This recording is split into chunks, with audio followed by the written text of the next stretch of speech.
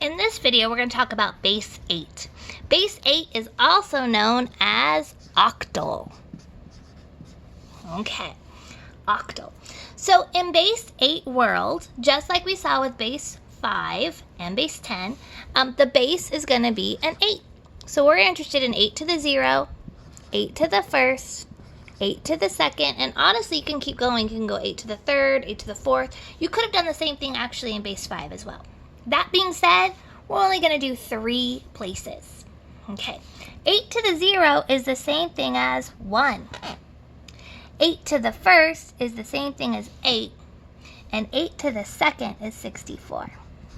Alright, so suppose we were in a new country, okay? And you could do a whole story with your class about the name of this country. What does it look like? What are different things that we want?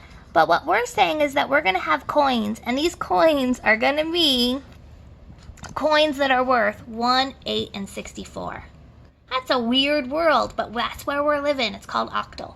Okay, so the idea here is that if I give us a number in base 10, so let's say that I gave us the number 75.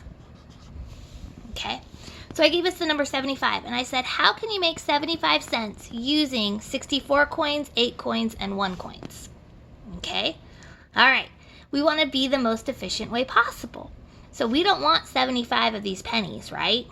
Okay. So we're going to use 1 of the 64 coins, and I still have 11 cents to make. So how many 8-cent coins can I use then? That's right, 1. All right, and we'll just go ahead and call them pennies. How many pennies do I need? I need 3. So what we have just found out is that the number 75 in base 10 is the same thing as 113 in base 8. Pretty exciting, right?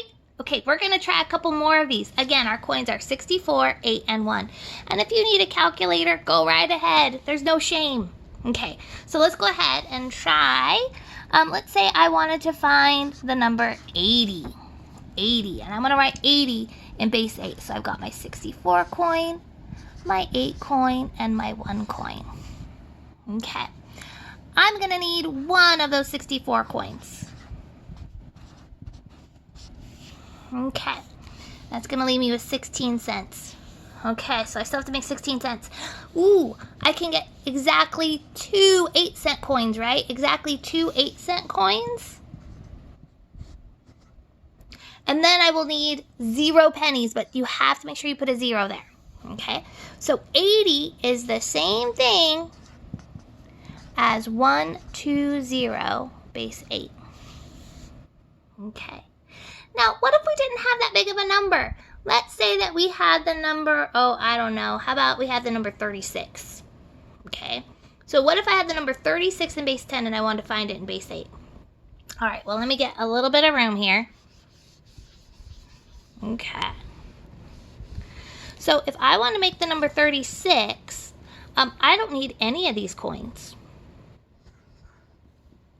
Okay. Let's see. For 8, I would need...